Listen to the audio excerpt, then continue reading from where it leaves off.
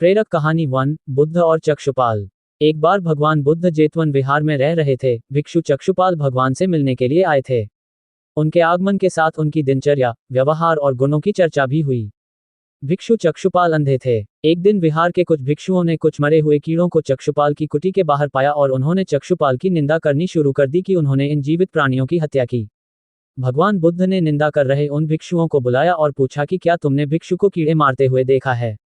उन्होंने उत्तर दिया नहीं। इस पर भगवान बुद्ध ने उन साधकों से कहा कि जैसे तुमने उन्हें कीड़ों को मारते हुए नहीं देखा, वैसे ही चक्षुपाल ने भी उन्हें मरते हुए नहीं देखा और उन्होंने कीड़ों को जानबूझकर नहीं मारा है, इसलिए उनकी भर्त्सना करना उचित नहीं है।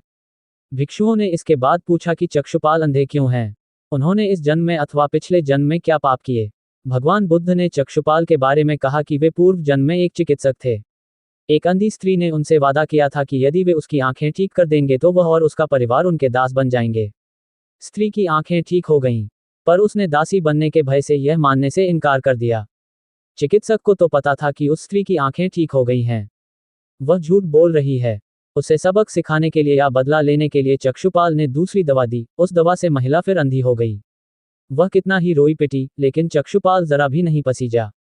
इस पाप के फलस्वरूप अगले जन्म में चिकित्सक को अंधा बनना पड़ा।